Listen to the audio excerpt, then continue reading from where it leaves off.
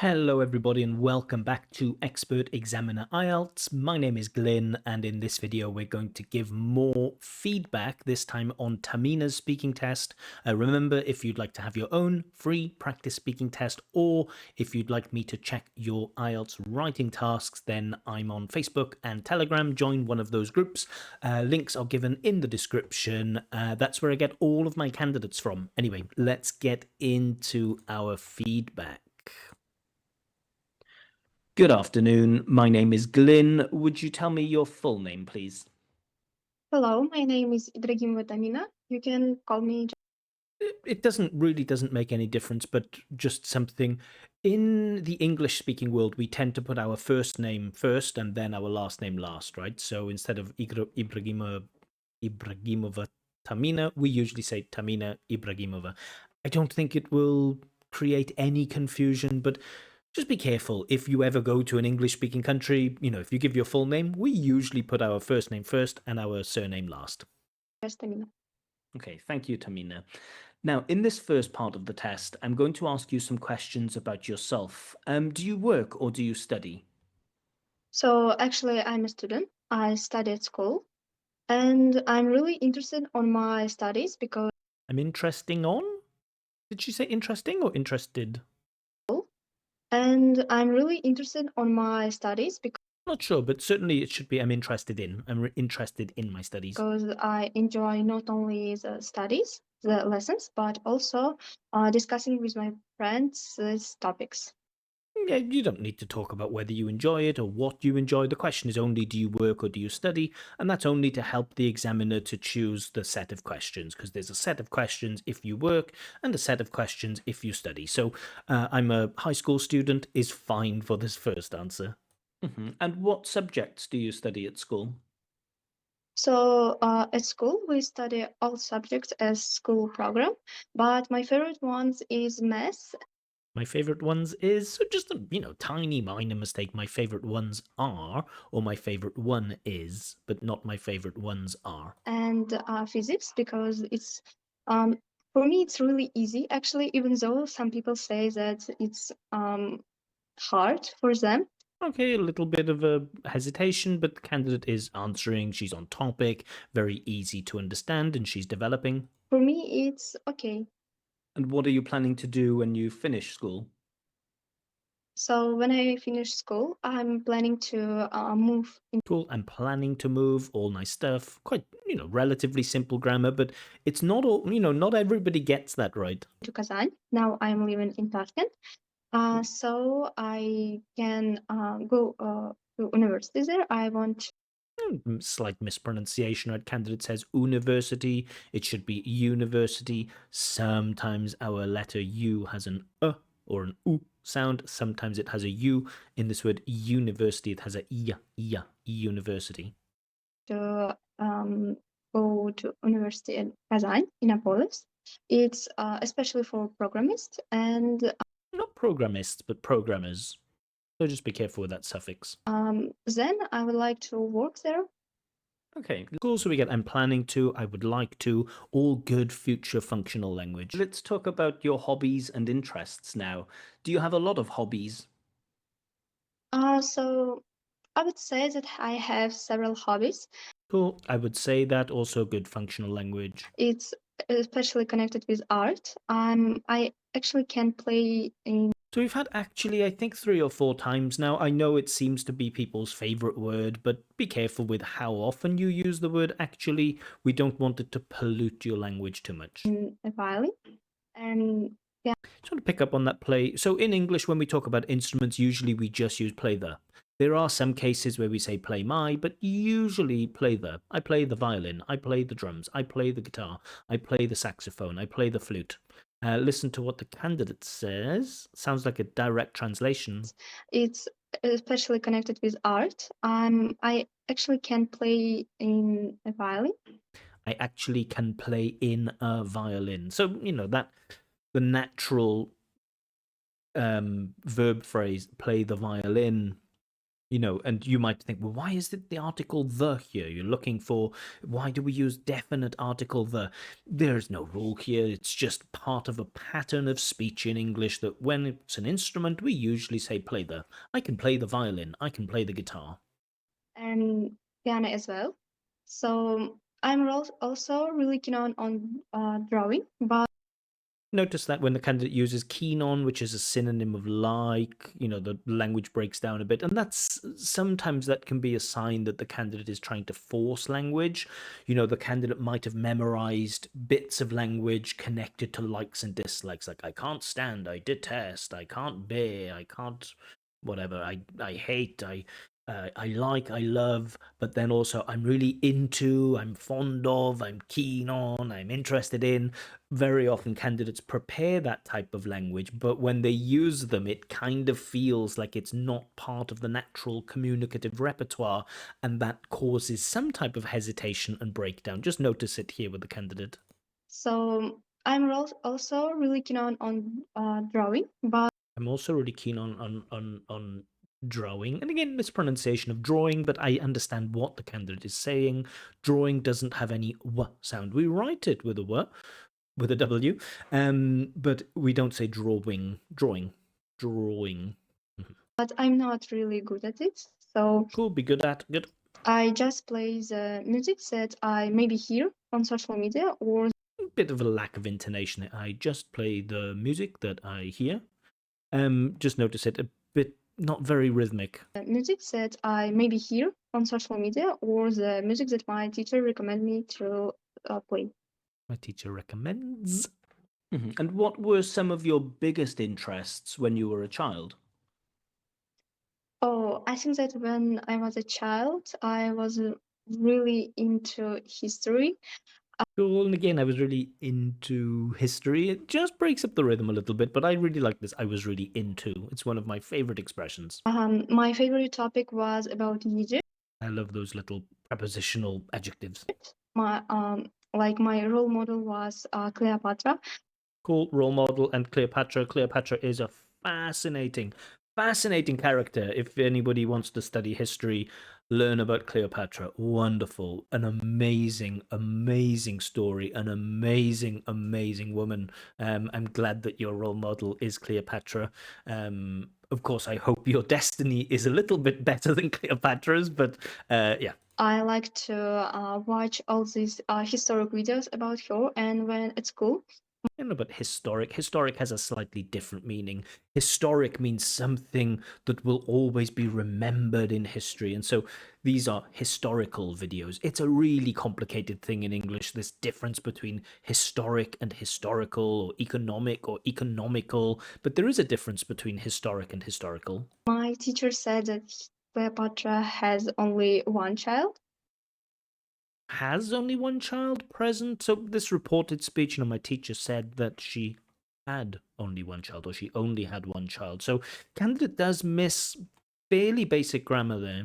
I was shocked and said like, no, she had a three child, and Mm-hmm. then Three child. So notice how the candidate now is just talking about Cleopatra, right? And that's, you know, from a human point of view, cool. I want to know more about Cleopatra, but this is an IELTS test, and the question was, I don't even remember what the question was, but it was something connected to school, and so we don't want to develop too much. This isn't a long turn about Cleopatra, so I will interrupt. we Thank you. have a And discussion. do you know anyone who has an unusual hobby or interest? Um, Oh, the question was about hobbies, not about school. And yeah, the question was about hobbies, but it just seemed to drift a little bit off topic. so I think that my friends they don't really have some hobbies, but on social media I can see some people who are interested on Interested in? architecture, and they make from the paper or some material they made like little homes. So it's for me it's very unusual and interesting. And just, slight problem with the complexity of grammar. They make on paper, they make slight homes rather than they make small homes on paper. So a bit of word order problems and maybe a bit of sometimes candidates do that when grammar is complex. They break up, instead of using like one complex clause, they break it up into a couple of simpler clauses. Like they make on paper, they make small homes. Yeah, but okay, not a big problem. Let's talk about supermarkets now. Do you have a lot of supermarkets near you? Um, I think no, because I live a bit We tend not to say I think no in English. We tend to say I don't think so. And that's, the type of stuff that those C1 users generally get. Not always, but generally they just know some of those natural things, and they don't make those. I guess the candidate is directly translating in many languages. I think yes, I think no is fine. In English, we just don't say it. We say I think so, I don't think so, but I think no, not very natural. in countryside, and there is no like big department stores or Again, there is no big department stores instead of there are no big department stores. This is a very common mistake, actually, among British people. A lot of British people say there is with plural nouns, so I'm not going to worry about that too much. like markets, but there is like small shops when I can buy Again, there is small shops. Should be there are small shops. some sweets if I want, or medicine if I need. So there is not lots of stores. How often do you go to shops or supermarkets? I usually go to supermarkets once a week, I think. I actually have Okay, once a week. Nice little phrase for frequency. Okay. three siblings, so sometimes they go, sometimes I go if me or my father need something. And is there anything that you don't like about going to supermarkets? Oh, the thing that I really hate about Nice, Clef. The thing that I really hate. Really nice, nice. going somewhere is that in Uzbekistan there is really hard and hot weather. So when you go Hard and hot weather. Hot weather, I can understand. I don't really know what hard weather means. somewhere, you feel this hot, warm, and I You feel this hot, warm, you feel this heat. Maybe heat, extreme heat, insufferable heat, overbearing heat. don't really like it.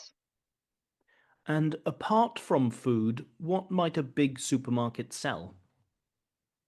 Usually big supermarkets sells not only food but also some things that they Cool, nice cohesion in not only burp, but also burp. Very nice. that needed in daily life. For example, it could be cups or um, something for machines.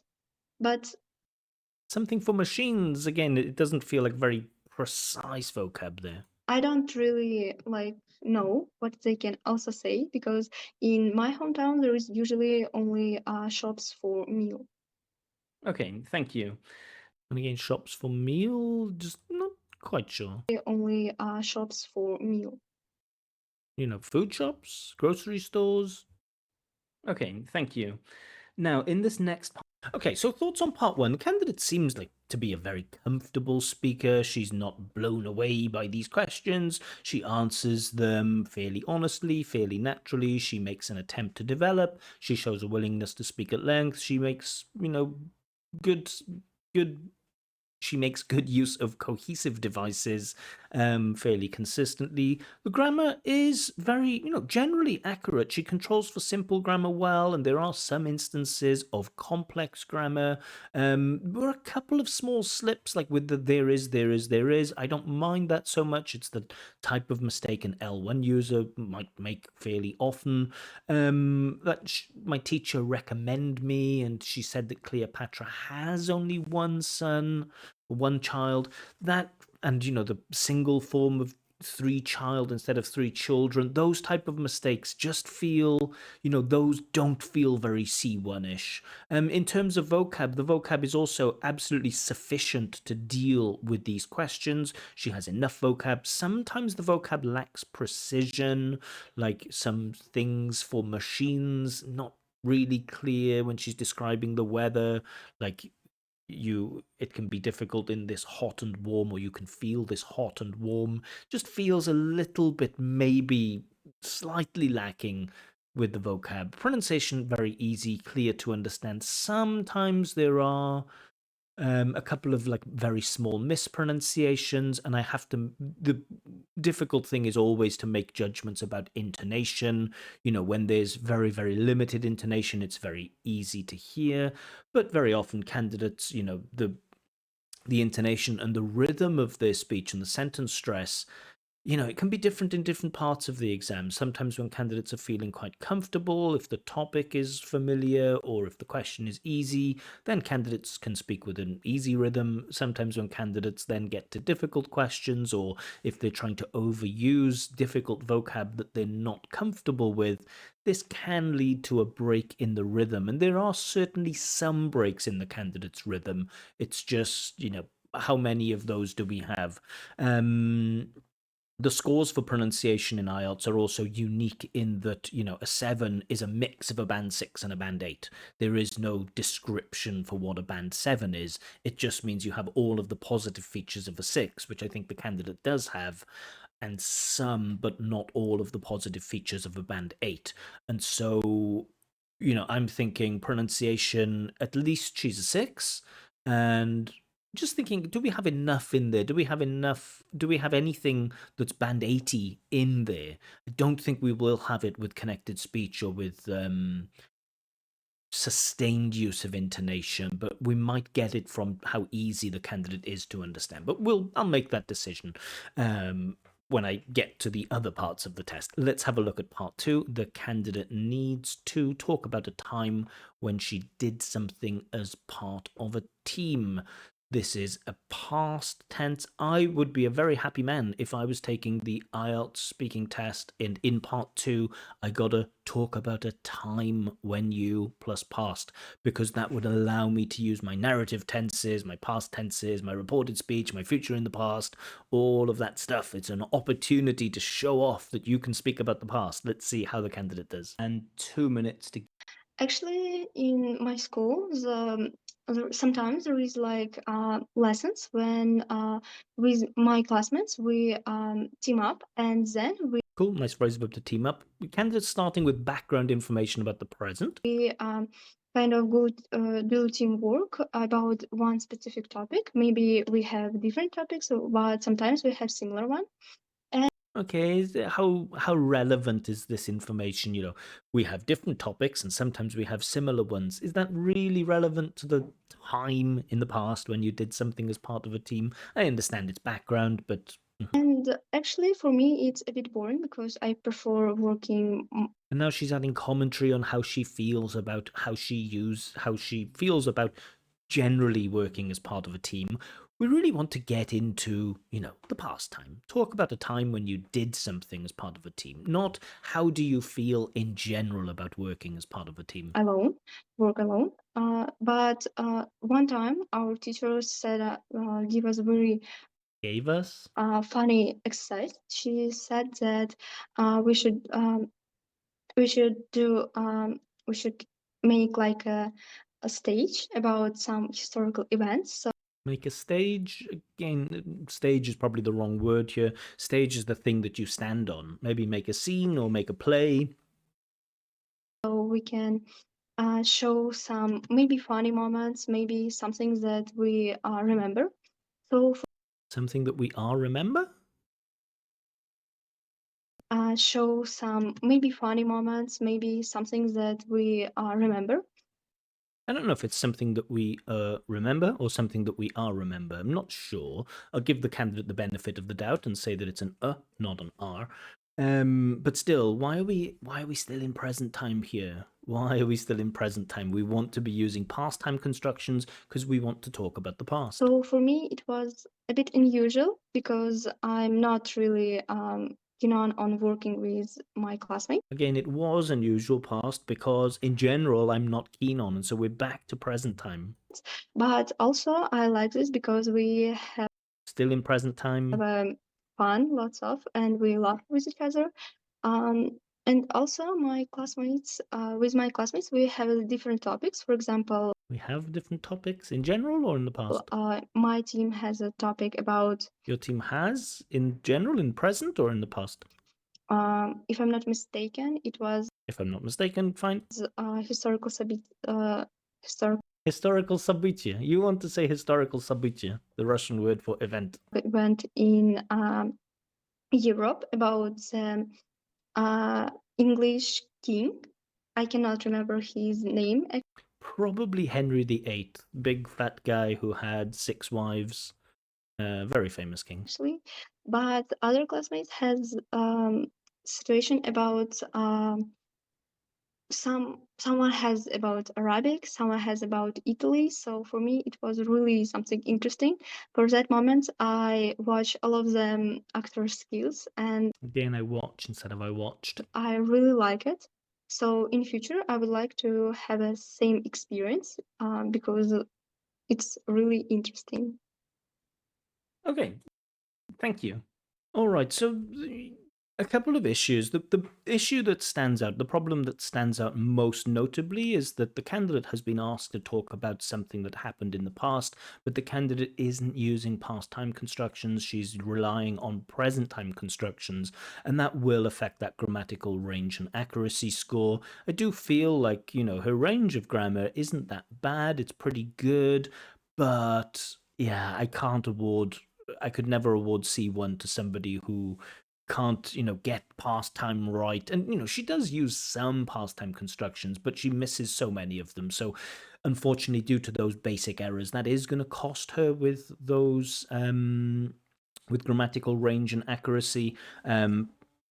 Otherwise, some decent bits of vocab in there. The candidate does feel very, very easy to understand everything that she says, which is good for pronunciation. Occasionally the rhythm drops, that's fine.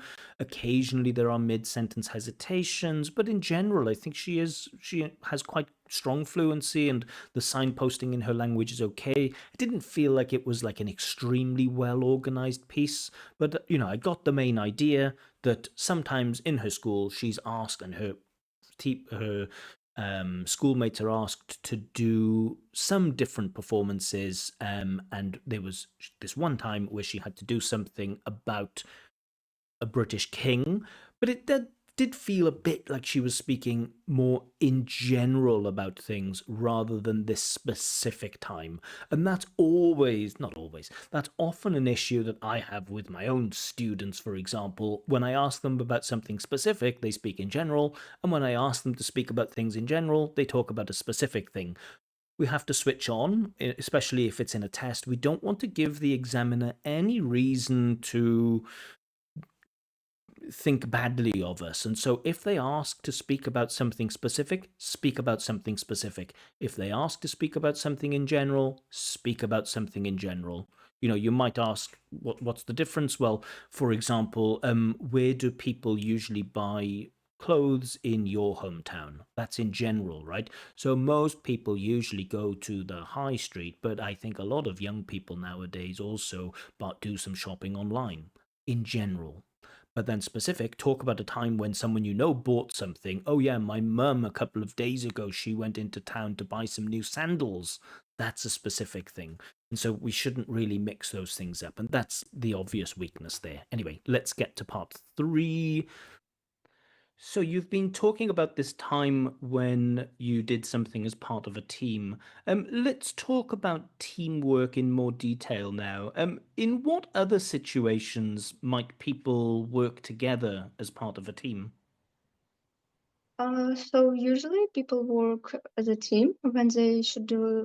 I also notice the candidate has a tendency to echo back the language of the questions. Now, doing this sometimes is fine, but we don't want to do it too much. Some project for it can be connected not only with studies but also with work. She likes this not only but also, so the fact that she's relied on that 3 times might suggest a little bit of a lack of flexibility, but I don't think so. I think it's okay, and she's very comfortable using it. It doesn't break down her speech at all. For example, in offices when people should work about one specific project, but also at school, like students can work about about the really difficult and puzzling topic. For example, it could be very big research when all people should do their own work, and then Yeah, I just kind of lost track a little bit. they Thank you. collaborate.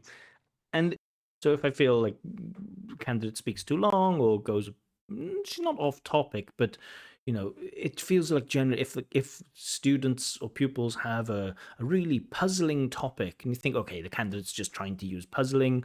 For example, they need to do a very big research. Research is uncountable in English. We don't say a big research, but some big research. But also it's not very specific. So, okay, let's put it to one side and let's get to the next question. In what ways can working in a team be more difficult than working on your own? So I probably say that for working on people's own, it takes more time, um, because you people should find all researchers themselves and then kind of make them as a presentation or as project. But The research in English, again, it's uncountable. It's not them.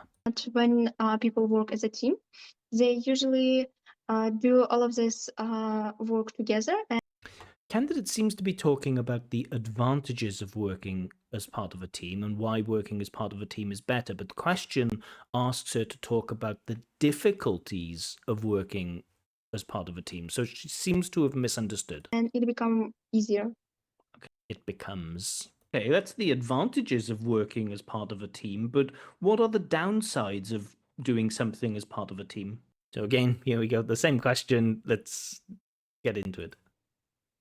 So usually in a team there should be a leader, but not everyone will agree to choose only one leader, and there is sometimes argue about not only Well, there are sometimes arguments, not there is sometimes argue. topic and the information, but also about the people's their opinion and the leaders as well. Mhm. And what I will say, the intonation and rhythm is okay, quite nice. What skills or characteristics make someone a good team member?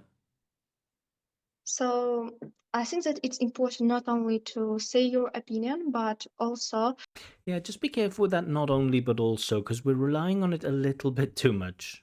to hear other people's opinion, so you can understand Other people's opinions. them and try to maybe change their mind and explain your own opinion. But also, the one important and really significant like characteristic is to do everything on time. So Cool, I like that. The one characteristic is to do everything on time. This use of like be plus infinitive.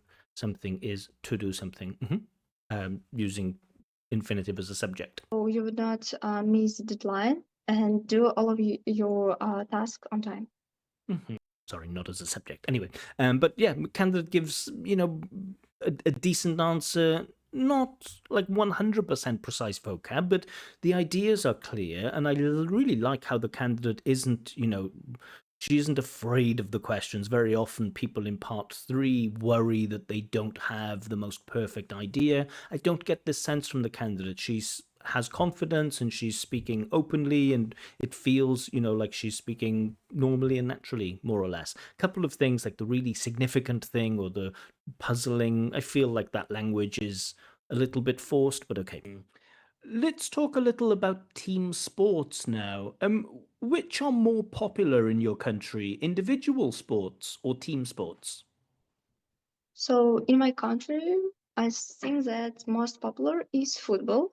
I Okay, but okay, football, so team sports. think that football is most popular in all our world.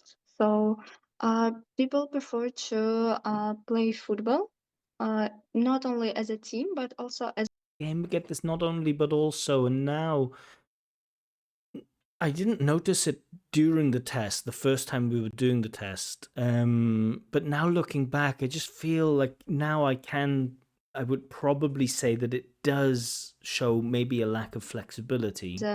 like just children in our streets. They play football. And why do you think some people prefer to play team sports instead of individual sports?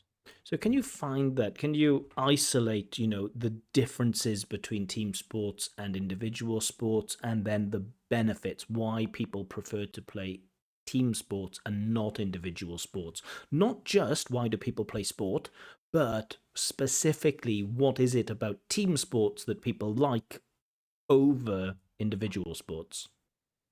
I think that it's the most funny and The most funny? Is it really funny playing sports? I don't know if it's funny. It could be fun. enjoyable way to play sports. So An enjoyable way to play sports. Okay, why? What makes the team sport then more enjoyable than the individual sport? Because all sports, if people do them, are enjoyable for them, or generally. you can make your body stronger and You can make your body stronger in team sports or individual sports. So, can you find that specific thing? And that again would separate, the band eights from the band sixes, for example. Finding that specific idea, isolating it, the thing that makes team sports better than individual sports. also to enjoy, get a But pleasure. you can make your body stronger when you play individual sports too, no? No, of course you can become stronger when you practice alone, but for some reasons, playing and doing exercise with other people, it's give more pleasure.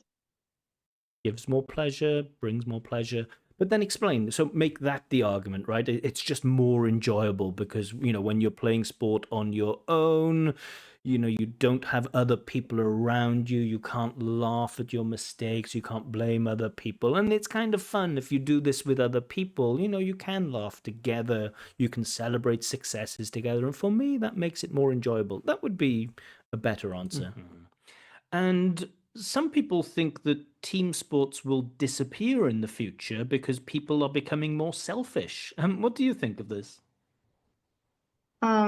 I would probably say no, it's impossible because in the world there is lots of people who enjoy this playing, and in future I would think that even though like team sports disappear from for adults, but Even though team sports disappear for adults about the future, maybe will disappear? children would play these sports I'm not sure why we're with would instead of will. anyway.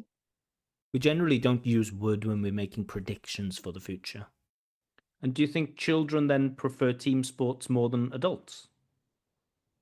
Yeah, of course, children actually they're lots more sociable than adults, so they prefer to play with other children for the experience, for new way of seeing the world. So for them, it's also important to play with other children.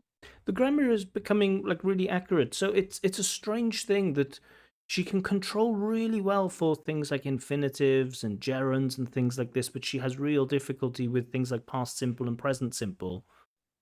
And why do you think then that adults become less sociable as they get older? I think that it's because some problems that they had while they become adults, especially in teenage. Oh, can you give examples? They sometimes argue with their parents, and it's really for some people it's really traumatic. So So it seems like a developed answer, but uh, can you make that argument then that people, generally people in their teens, argue with their parents, and that makes them less sociable?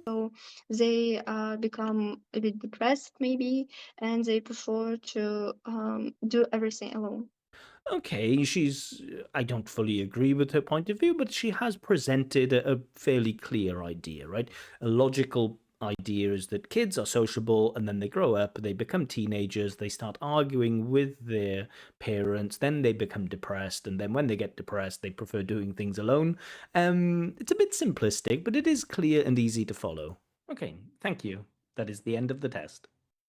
All right, so my first impressions when I marked this candidate's test is maybe she has enough for the 7. I thought, like, maybe because that the grammatical range and accuracy was the one thing I wasn't sure about. Like, was it 6 or was it 7? On looking back, I think it probably is a 6 for grammatical range and accuracy.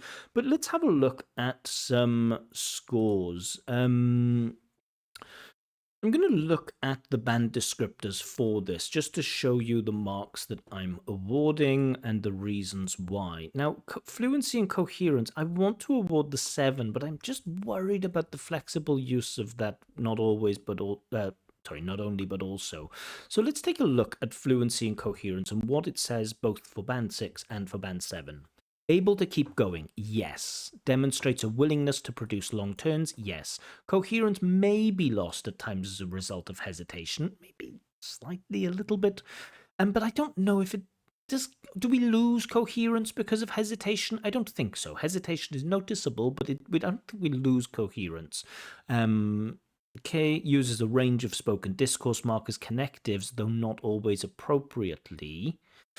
I think generally they are appropriate, but band 7, able to keep going, yes, and readily produce long turns, yes, without noticeable effort. And that's the key thing. Is there much effort? I think without noticeable effort, at times, yes. Holistically, over the whole test, there are moments where there is a bit of effort, but being a fairly generous person, I think, I would say, yeah, without noticeable effort, I could probably justify that. Some hesitation, yes. Repetition or self-correction, yes. Often mid-sentence, yes. Yes. Don't affect coherence, yes. So we're at band 7. That big question now is flexible use of spoken discourse markers, connectives, and cohesive features. Not only, but also, it was used, I think, 5 or 6 times. Actually was used also too many times. Overall, I think there is enough evidence in there to say that, yes, we can award 7, but could I imagine an examiner awarding 6? Absolutely. For me, it's borderline 6 and 7, but I tend to mark up because I want people to do well. So for me, fluency and coherence, I'm going to say a band 7. And let's write in my reasons why here. So fluency and coherence, I'm going to say 7. So you can speak at length with a good amount of confidence. There are some hesitations, but your ideas are generally easy to follow. Now, you might have thought, but she doesn't develop ideas like amazingly well. Sure, you need that for the band 8, but not necessarily for the band 7. I would say be careful, or let's say you have a tendency to overuse certain discourse markers, not only but also, and this actually. So you do overuse those ones, so do be careful with that. But I think there's enough in there for the 7. Lexical resource, at the time I thought probably it is a 7. But let's have a look back. Lexical resource. Let's take a look at the 6 first. Resource sufficient to discuss topics at length? Yes, absolutely. Vocabulary use may be inappropriate, like they have a lot of argue, but meaning is clear. Generally able to paraphrase successfully.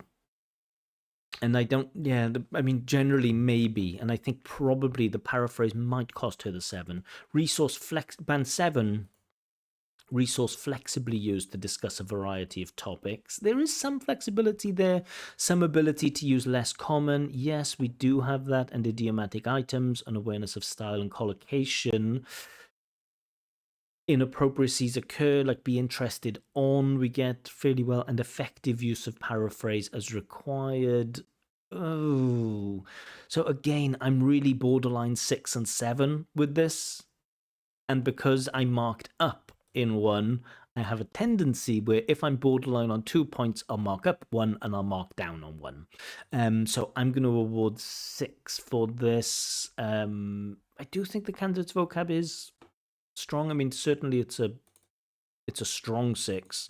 Okay, you have enough vocab to deal with the questions in all parts of the test. However, there are quite a few inappropriacies, and you sometimes don't give enough detail. Sometimes you give detail, like those teenagers who maybe have arguments with their parents or something. That was an example of detail. But then other times you, I remember there were a couple of questions in there where you said, like, oh, they do some things or they have some problems. And it's always like, well, which ones? Be more specific with that. So sometimes you don't give enough detail, and yeah, quite a few inappropriacies. When you were talking about the weather, it certainly felt like there was a lack of vocab to explain that negative feeling you have as a result of the heat. So yeah, probably closer to the 6 than the 7. Grammatical range and accuracy. This one, I was at the time thinking, well, that one, I'm not sure if it's 7 or 6, but I think now we can say it is a 6. Error-free sentences are frequent for band 7, and there do seem to be quite a lot of small errors, things with like articles or plural nouns or uncountable nouns and things like this. Also, that third person s, past simple. So error-free sentences are frequent. I don't think we can really say that. A mix of short and complex sentence forms, yes, we get that. A variety of structures, we do, with limited flexibility. Perhaps errors frequently occur, yes. They don't impede communication, absolutely. Yeah, so band 6 for me for grammar, and I'll put my own specific details in there. So band 6, and the reason is you do use some nice structures like clefting, like what I like about something is or what I hate about something is. Structures. You do use some nice, or let's say complex. You do use some complex structures, however, you have real difficulties with present simple s. You know, I like, you like, he likes, I dance, you dance, she dances, and with forming past tense, past simple verbs. And for that, you know, I can't award band 7 to people who reliably misuse present simple and past simple. Yeah, it just doesn't happen. And then for pronunciation, I do think we can award the 7. Somebody mentioned in the comments that, you know, she has the typical Uzbekistan pronunciation problems. I don't think she does. I didn't notice that. So looking at the positive, so to award a band 7, right, we need displays all the positive features of band 6, and some but not all of the positive features of band 8. So positive features: use a range of phonological features, yes. Chunking is generally appropriate, yes.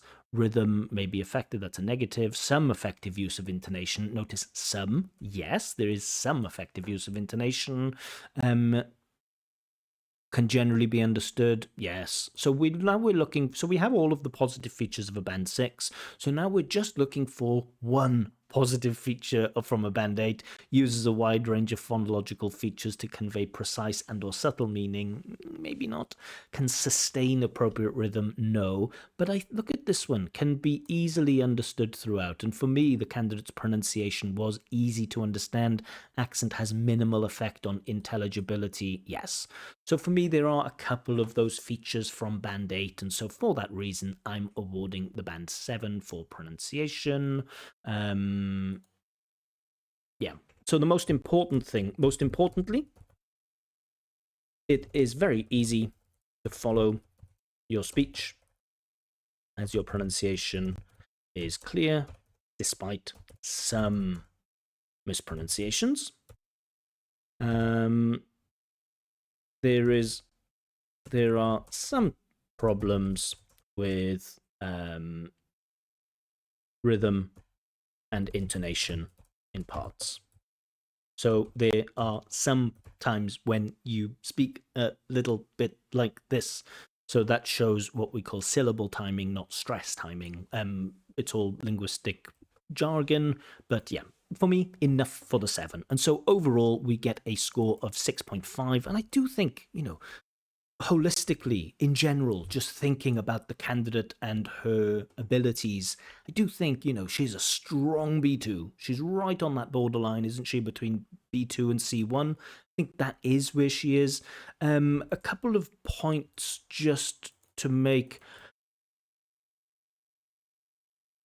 You have to get your basic grammar right, because your complex grammar is okay, your variety of structures is okay, but you have to get the basics right. Present simple, past simple, present simple, past simple, nouns, singular nouns, plural nouns, countable nouns.